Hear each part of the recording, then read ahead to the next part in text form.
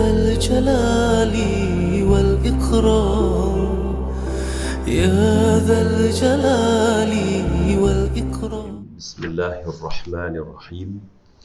الحمد لله نحمده ونستعينه ونستغفره ونصلي ونسلم على سيد الأنبياء والمرسلين وعلى آله وصحبه أجمعين.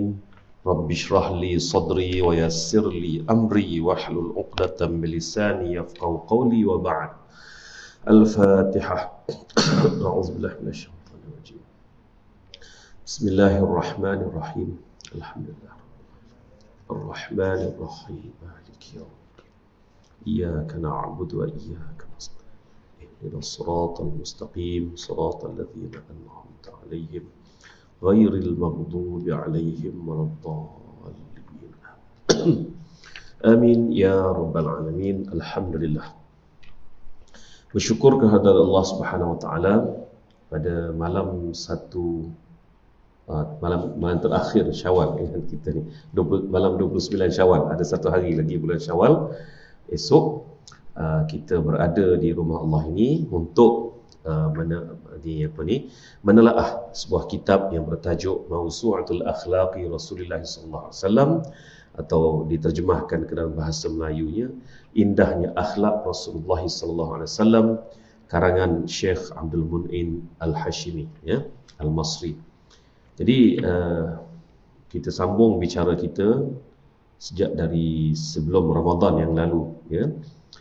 Kita telah berbicara berkenaan dengan topik tawaduk, tawaduk Rasulullah sallallahu alaihi wasallam. Baik, contoh tawaduk Rasulullah sallallahu alaihi wasallam ialah baginda selalu menerima pemberian orang lain dengan senang hati, meskipun hanya seteguk susu ataupun sepotong paha arnab. Bersama mana paha arnab ni? Bukan macam paha kambing kan? Sepotong paha arnab seperti paha ayam yang kot, ya. Bersatu je lah perbandingannya. Dan setelah mengucapkan terima kasih serta mendoakan orang yang memberi, baginda memakan pemberian itu dengan gembira.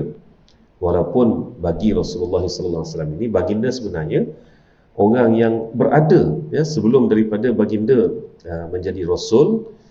Hidup baginda sebenarnya adalah hidup yang sederhana, yang tidak perlukan pemberian sebegitu sebenarnya, ya. Tetapi apabila orang memberi, baginda menerima dan memakannya dengan penuh rasa gembira.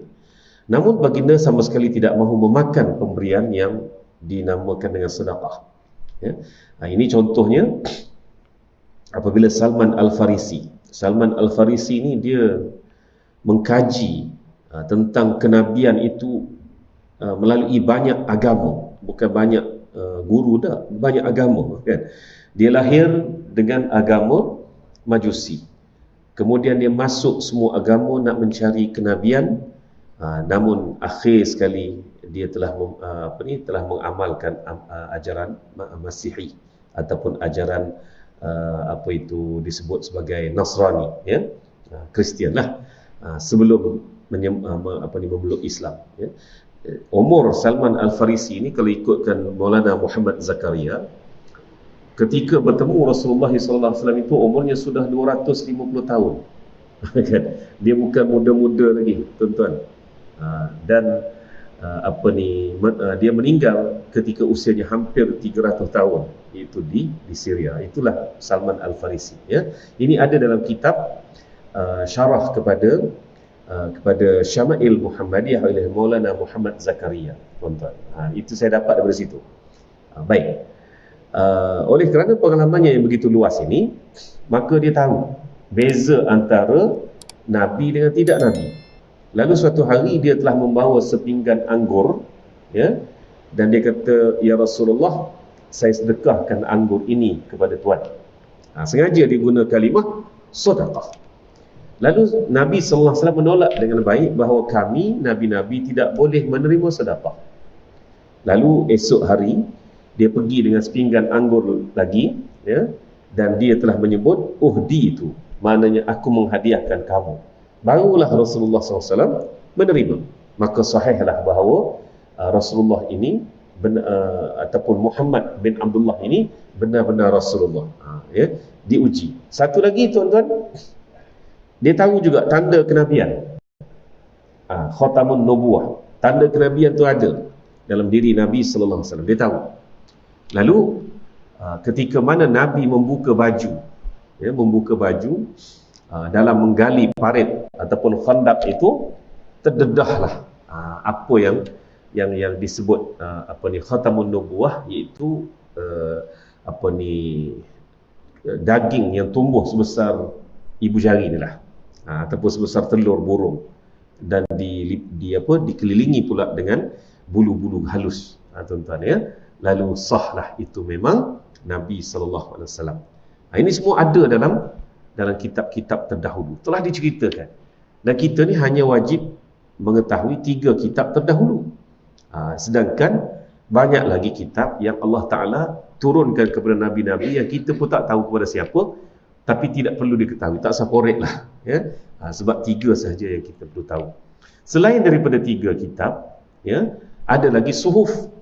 Suhuf ni maknanya dia tak cukup jadi kitab, dia hanya beberapa helai sahaja. Ditulis juga, semua ditulis ya? Injil sahaja yang tak sempat ditulis di hadapan Nabi Isa AS, tak sempat.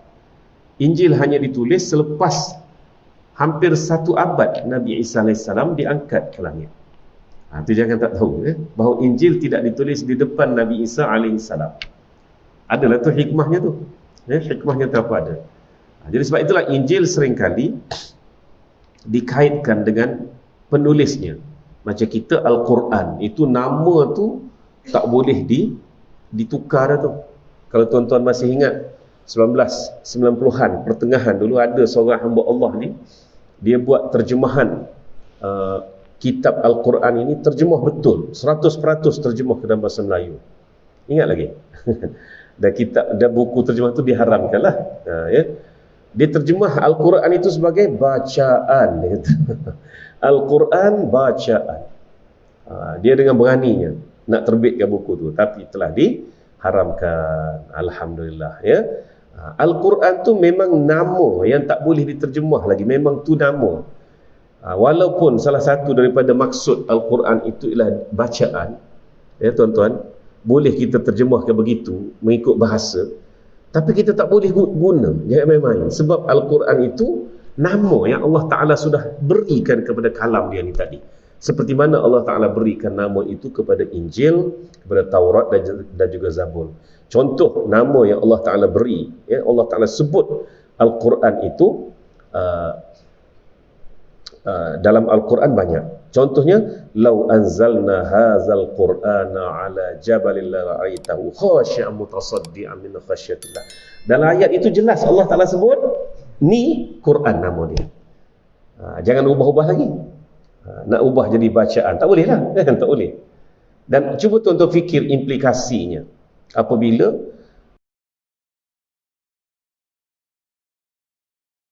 jadi tuan-tuan, jadi begitulah berkenaan dengan Al-Quran dan juga Nabi Muhammad SAW ini ya. Sebenarnya para sahabat tidak putus-putus mencari bukti persaksian tentang kenabian Nabi Muhammad SAW. Walaupun mereka dah yakin dan mereka dah percaya, tetapi mereka tetap mencari bukti tadi. Sebab mereka juga ada ilmu daripada kitab-kitab terdahulu, tak boleh lari dah. Contohnya, satu hari datang sahabat Nabi dari jauh. Saya tak ingat dari daerah mana ni sahabat ni. Ada dalam kitab Syama'il Muhammadiyah tu ya. Kan Nabi SAW ni dia jubah yang tak ada collar ni. Jubah macam tu haji kita pakai ni kan, ada jubah tak ada collar, jubah teluk belanga. Tuan-tuan ni dah jubah teluk belanga, nak bagi faham lah. Jadi jubahnya tu dipakainya pula lebar yang begitu, dan dia tidaklah macam butang sampai ke sini. Jadi apabila Nabi SAW berpeluk dengan sahabat ni tadi, sahabat ni pun sengaja memasukkan tangannya dalam jubah Nabi, tangan jubah Nabi ni, dan Nabi SAW pun faham. Bila faham tu, Nabi pun longgarkan begitu masa berpeluk tadi.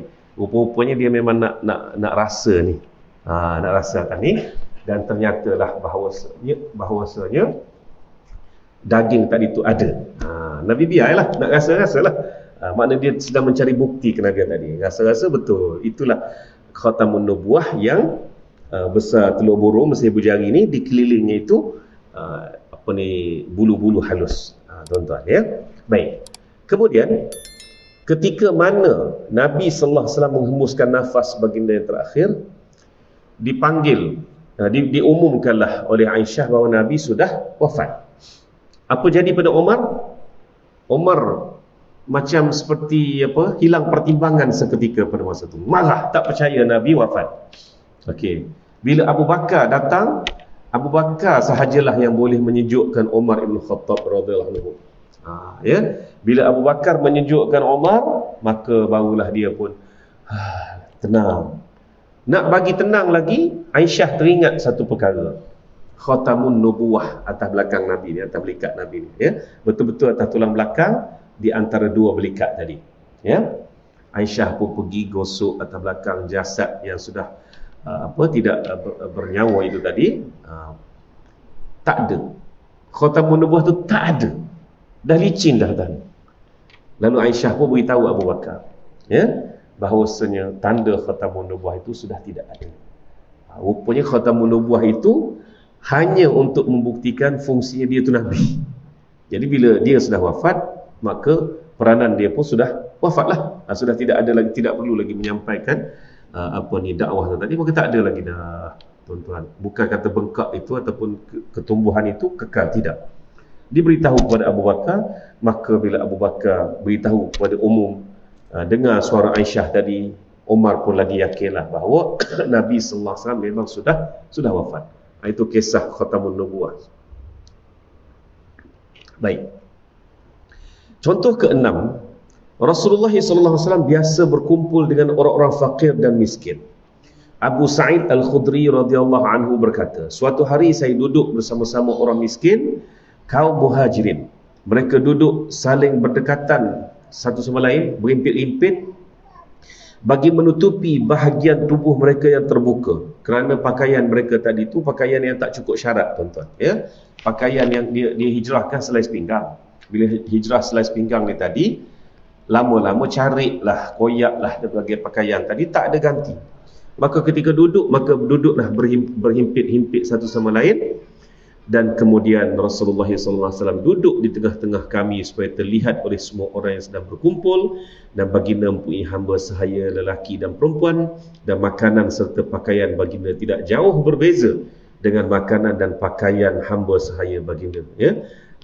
Itulah baginda SAW mengajar kita, pekerja kita, hamba kita tak ada hamba lah sekarang ni, pekerjalah kan, biarlah makanannya tu sama macam kita, bukan macam Haji Bakhil dalam labu-labi tu kan.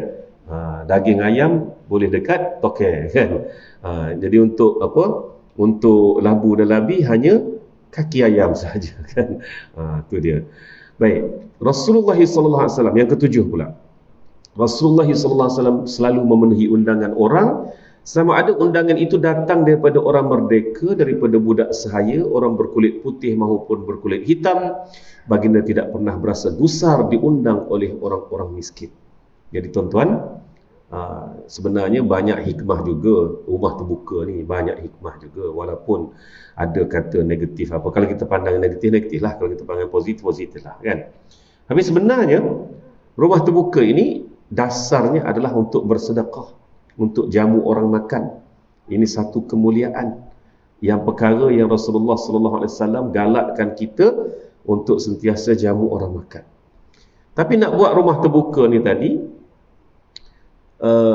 kalau kita fikir dari sudut makanan apa yang kita boleh sedia kan, sekadar nasi impit buat sendiri, kuah kacang, orang tak makan dah sekarang ni kan, contohnya, maka kita pun bergolok bergadai lah, ya, demi rumah terbuka. Yang itu tak betul lah.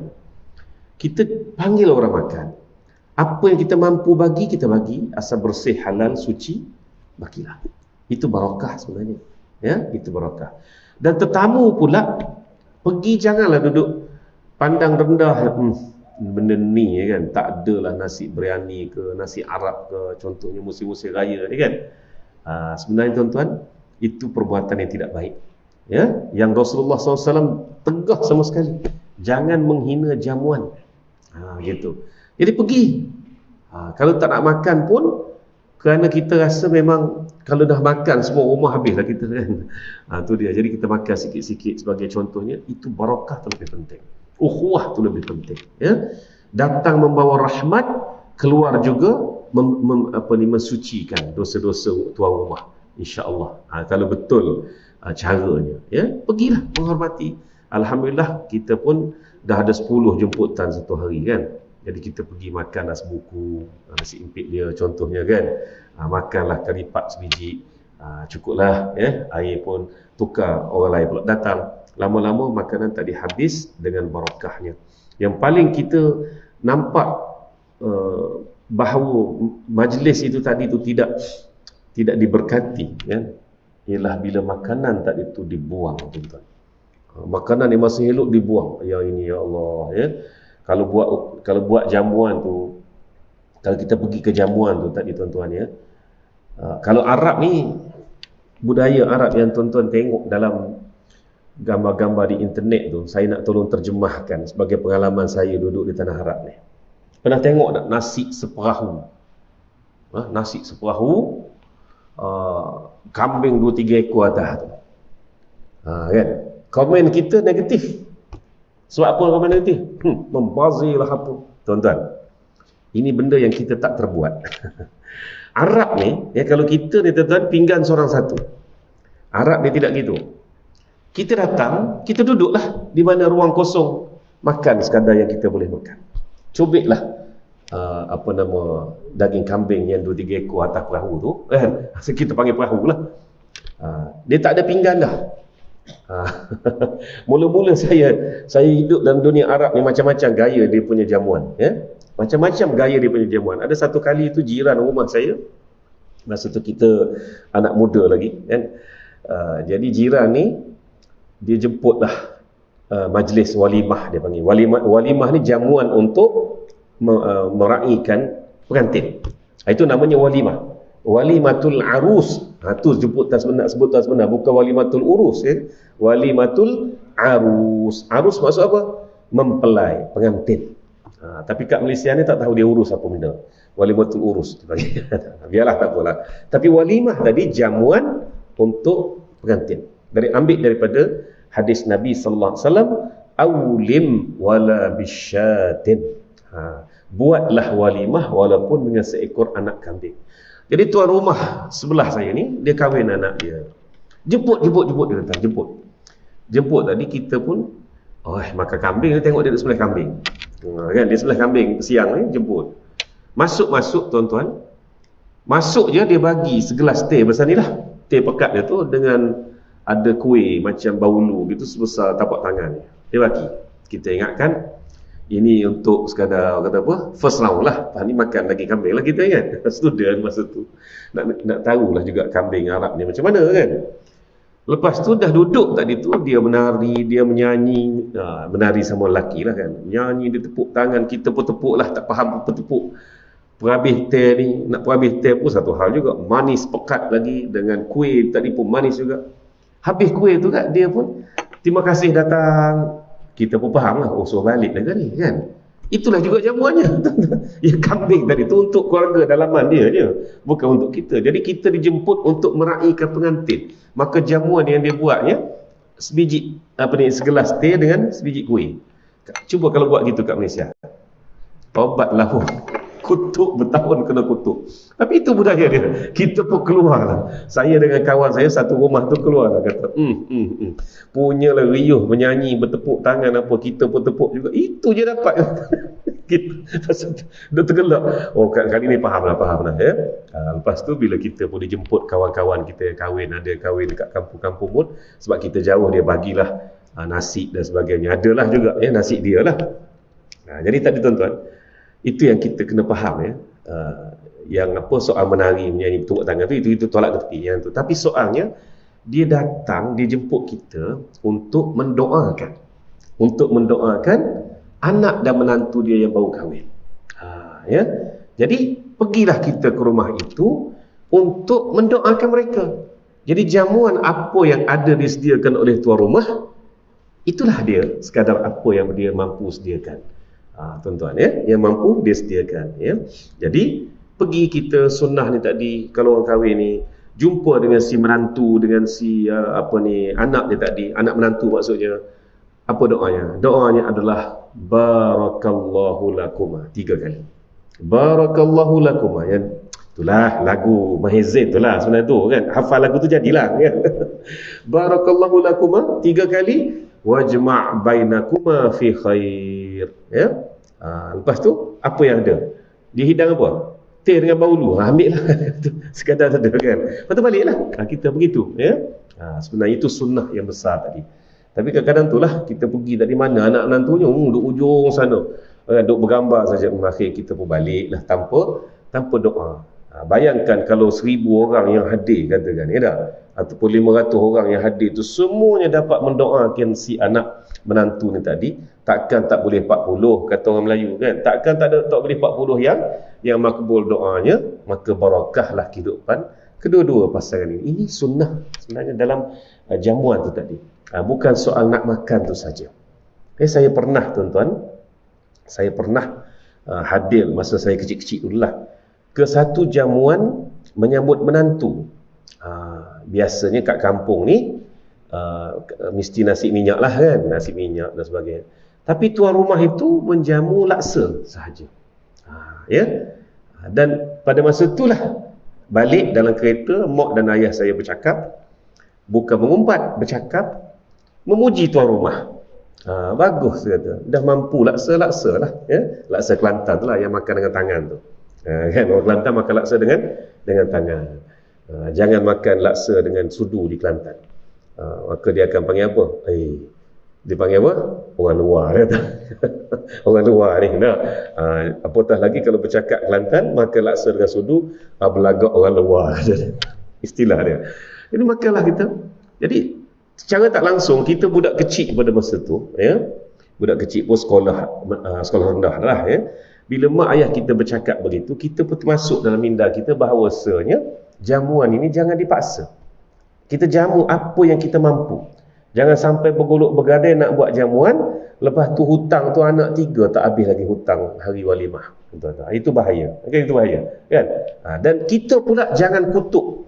Ya, jangan kutuk tuan rumah, alah laksa saja buat balik menantu. Tak, tuan-tuan, itu mampu-mampu begitulah. Itu yang saya dengar bila ayah mak saya kata, bagus tuan rumah ni kan. Dia mampu laksa. Ayah saya kata, kuahnya pun sedap, kita pun selera makan tadi. Jadi kita pun positif pada benda tu kan. Dan ini sebenarnya adalah sunnah dalam jamuan, memanggil orang, menjamu orang dan sebagainya, ya. Bila Nabi SAW berhijrah ke Madinah, ke Yathrib, mula-mula Nabi suruh kita buat, umat Islam ni apa dia? Ifshus salam, sebarkan salam. Jumpa orang bagi salam. Jangan duk fikir Cina ke India ke kan. Itu masalah kita ni. Cina, India pun Muslim juga kan. Tengok rupa tak sama kita pun diam, tak bagi salam. Tiba-tiba dia pula Assalamualaikum, Islam rupanya kan. Ini masalah kita. Nabi SAW tuan-tuan, dia pernah beberapa kali, bahkan mungkin banyak kali, dia bagi salam ke semua orang Yathrib, sehingga datang orang Yahudi itu lihat Nabi dengan terbeliak biji mata, lalu dia kata kepada Nabi SAW, saya Yahudi, dengan sombongnya. Apa Nabi jawab? Nabi kata, kami adalah kaum yang memberi salam kepada semua manusia. Kena Yahudi itu kan? Dan perkara ini pernah berlaku pada saya, ya. Bila kata Assalamualaikum, hamba Cina kata dia. Ya. Biasanya Cina di Kelantan ini dia jawab je, waalaikumsalam, dia kata kan. Dia jawab je. Tapi kali itu dia tak jawab. Dia kata hamba Cina kata, ataupun saya Cina kata. Kita wisalai belakang kata. Ingat hadis Nabi SAW tu, jawab gitu. Kita wisalai belakang Cina, tak kira Melayu kau. Itu sebenarnya tuan-tuan, jangan takut untuk memberi salam. Tidak berdosa untuk kita beri salam kepada sesiapa sahaja. Bahkan ada Yahudi datang menghina Nabi SAW, ya.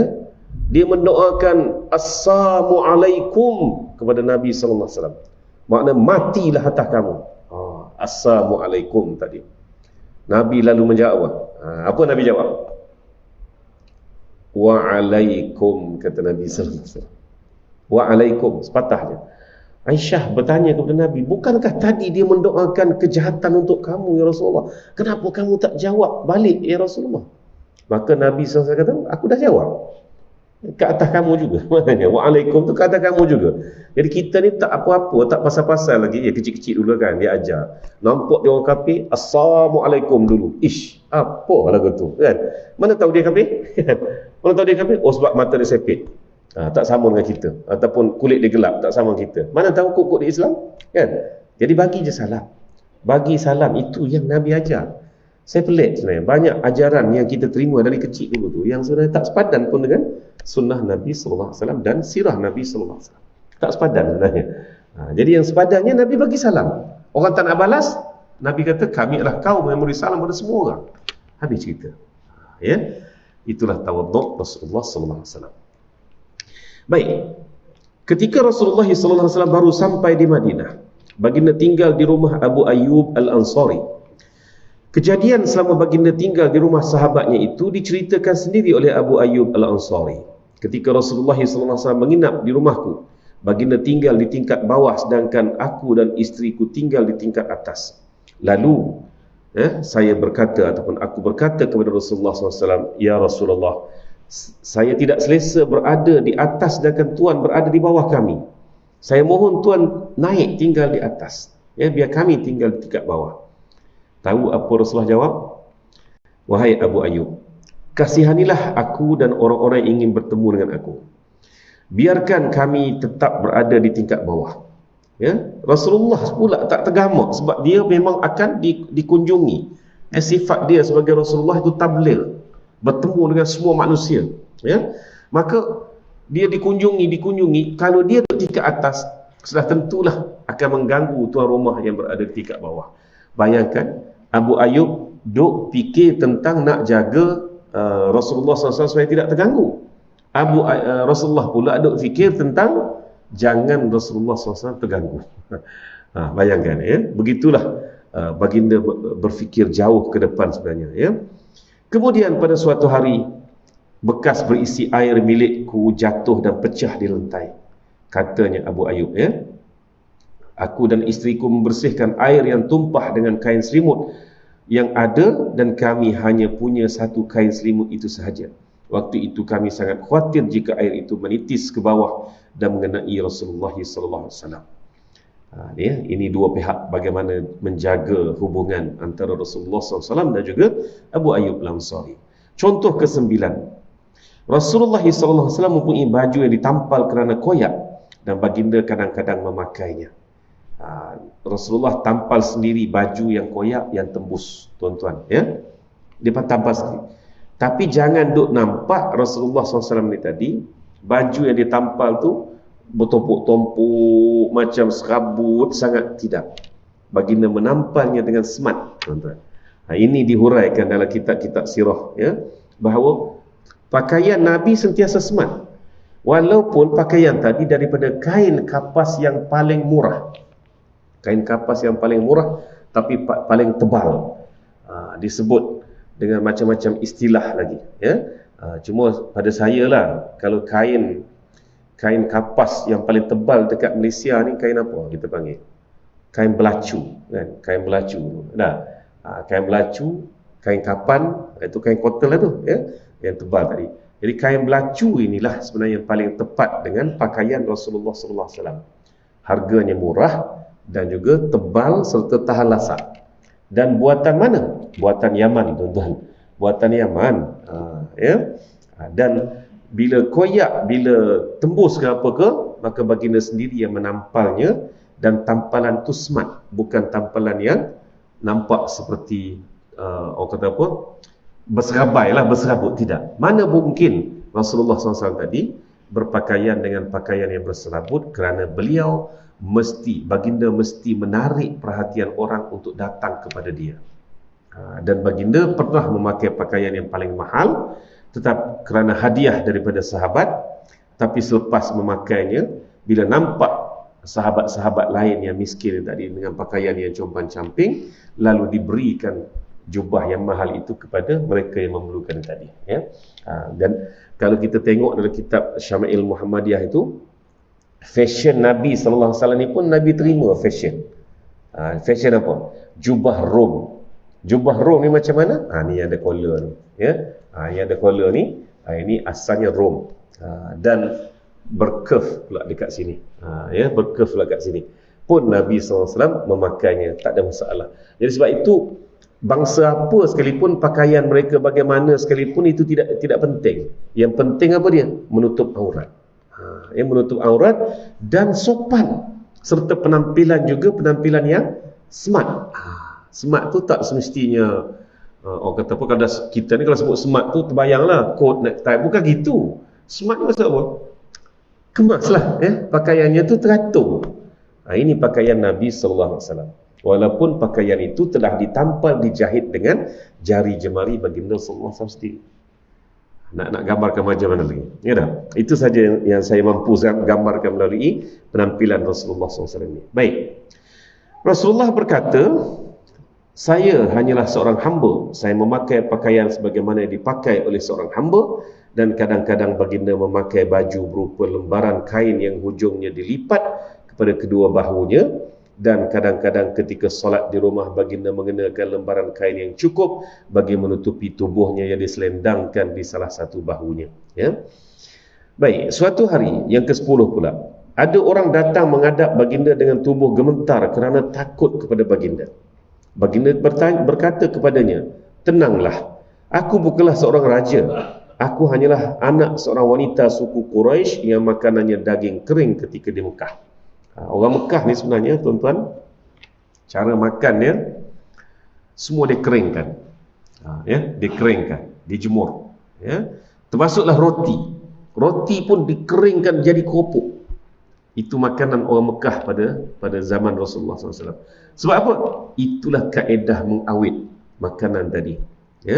Jadi dia simpan roti-roti yang telah dimasak ketika ada makanan ini, dikeringkan, dan setelah makanan tak cukup, maka dengan guna air, direnjiskan air, direnjiskan susu jika ada susu, maka roti yang tadi jadi kembang, tuan-tuan. Jadi kembang, jadi segar balik.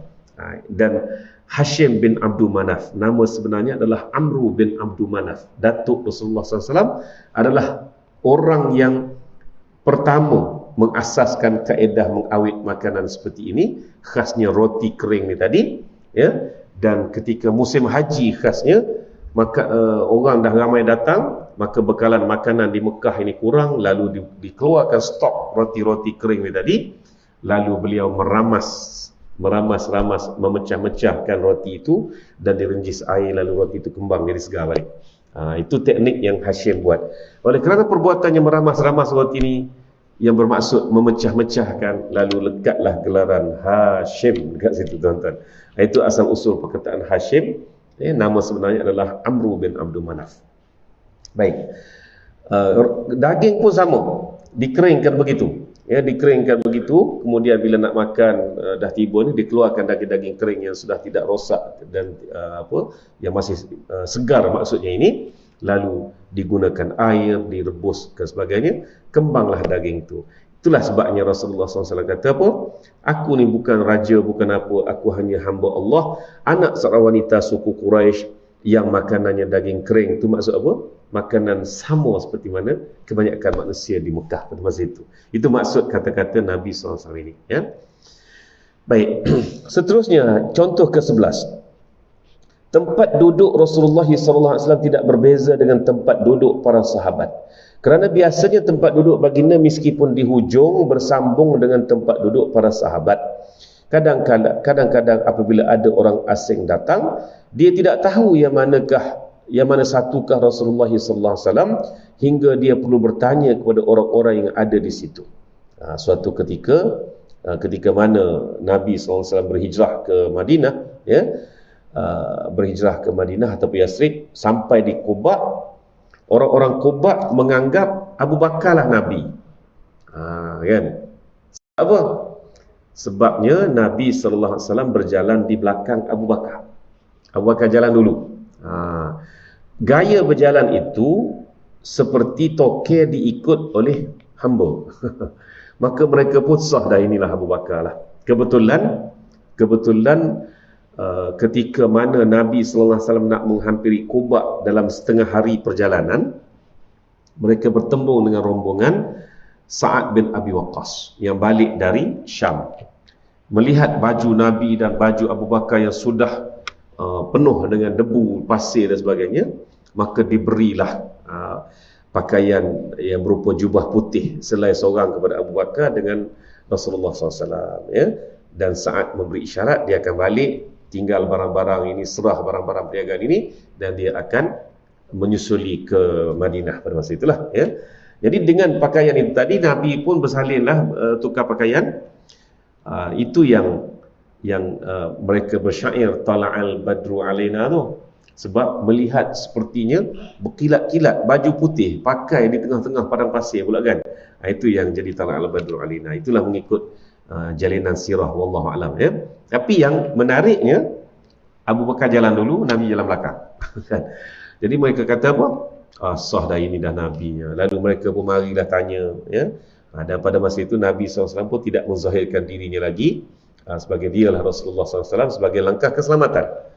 Marilah tanya begitu begini dan sebagainya Abu Bakar, Nabi biar aja. Sehinggalah Nabi nak mandi, nak membasahkan tubuhnya di suatu perigi. Abu Bakar bangun membuat tabir kepada Nabi SAW. Barulah mereka kata, oh itu ke nabinya, yang tadi itu pembantu dia. Ingatkan, itulah apa nabinya. Sampai gitu sekali Rasulullah SAW ini tidak kisah dengan penghormatan orang kepada dia, ya. Dia hidup selamba biasa saja seperti mana orang lain, ya. Baik, Rasulullah SAW bersabda, jangan sampai seseorang menyuruh orang lain berdiri dari tempat duduknya, kemudian dia menduduki tempat duduk kawannya itu. Hendaklah orang yang sudah duduk melapangkan, meluaskan tempat yang ada, supaya orang yang baru datang juga dapat duduk. Jangan suruh orang bangun semata-mata untuk mendudukkan seseorang yang kononnya lebih ternama, lebih kenamaan daripada orang yang telah duduk. Tak boleh, bukan begitu caranya. Caranya macam mana? Masing-masing buka sikit-sikit, maka duduklah dengan rapat-rapat. Itu kaedah duduk dalam Islam pun ada, tuan-tuan. Bukan tak ada, ya. Dan yang menariknya, Nabi sallallahu alaihi wasallam juga mencegah orang daripada bangun menghormati dia. Dan biasalah kan, kita bila datang yang berhormat ke apa ke contoh kan, ulama ke apa contohnya, kita pun pakat bangun. Nabi tak benar. Jangan bangun untuk dia. Kan? Jangan. So apa kedudukan, bila takkan kita tengok syekh, ulama, habib ke apa ke datang dari jauh, kita tengok dia lalu. Jangan tak boleh bangun langsung. Macam mana tu? Hukumnya macam mana? Nak tanya hukum kan? Tapi suatu ketika datanglah Jarir bin Abdullah radhiyallahu anhu. Jarir ini istimewa di sisi orang-orang Arab Yasrib tadi, sebab dia ni mengetuai satu kaum yang cukup besar. Dan kaumnya itu perkampungannya di mana? Di kawasan Masjid Qiblatain sekarang, tuan-tuan, ya. Bani Salim tadi. Jarir lah. Jadi Nabi bangun pula menghormati Jarir. Sahabat pun tercengang, hari itu kita nak hormat dia, dia tak bagi. Tapi dia menghormati orang pula. Ini perbahasan panjang ni dalam kalangan ulama ni. Macam mana nak mesh dua perbuatan ini, dua arahan ini? Arahan jangan bangun kepada dia, kepada baginda sendiri, tapi baginda sendiri bangun untuk orang lain. Macam mana tu? Maka huraian yang cukup cantik daripada beberapa ulama eksekutif, antaranya Yusuf Al-Qaradawi pun pernah mengulas isu ni. Kita bangun hormat orang tak apa, tapi jangan ada dan orang bangun hormat kita pun tak apa juga. Tapi yang Nabi cegah tu apa dia? Dalam hati tu, aku ni ustaz, aku mari orang buat tak tahu je, patut bangunlah. Yang inilah yang Nabi cegah. Contoh, ya tak? Contoh yang begitu. Tapi kalau orang bangun hormat kita pun tak nak, bahkan kita kata duduk, no problem. Dan kalau kita nampak orang yang kita hormat itu tadi kita bangun pun tak apa lagi sebenarnya. Itu mesh antara dua perbuatan itu, maka itulah huraian yang daripada kalangan ulama, ya. Jadi Jarir ini Nabi sallallahu alaihi wasallam pernah sebut khas untuk dia, khiyarukum fil jahiliyah, khiyarukum fil Islam. Sebab bila Jarir masuk Islam, semua rakyat dia, penyokong-penyokong dia ni semua masuk Islam. Jadi bila semua dah masuk Islam, dah mendengar Islam dan sebagainya, ada seorang rakyat Jarir ni, dia tanya, "Ya Rasulullah, selepas kami Islam, siapakah ketua kami?" Rasulullah pun tahu dah ni. Faham dah. Ya, sebab bimbang kok mereka anggap Rasulullah ataupun Islam ini menjajah kan. Maknanya mesti ketua mesti daripada kalangan sahabat-sahabat Rasulullah yang rapat adalah yang mari dari Mekah dia. Bukan begitu caranya, ya. Itu yang Nabi kata, khiyarukum fil jahiliyah, orang terpilih dalam kalangan kamu ketika jahiliyah. Begitu juga orang terpilih daripada kalangan kamu dalam Islam. Maknanya Jarir kekal menjadi ketua.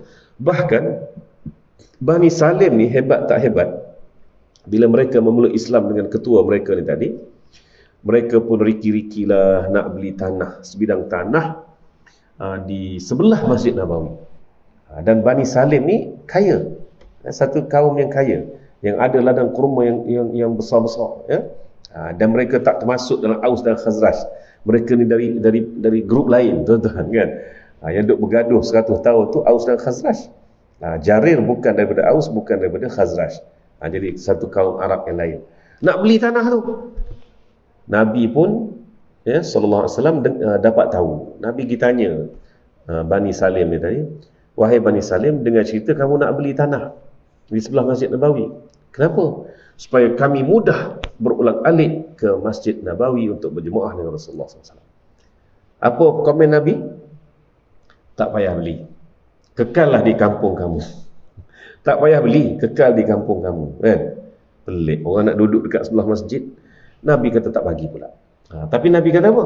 Ulang-alik kamu antara rumah ke masjid ini, likulli khutwatin darajah. Setiap langkah kamu itu naik pangkat di sisi Allah, satu pangkat. Jadi ulang-aliklah.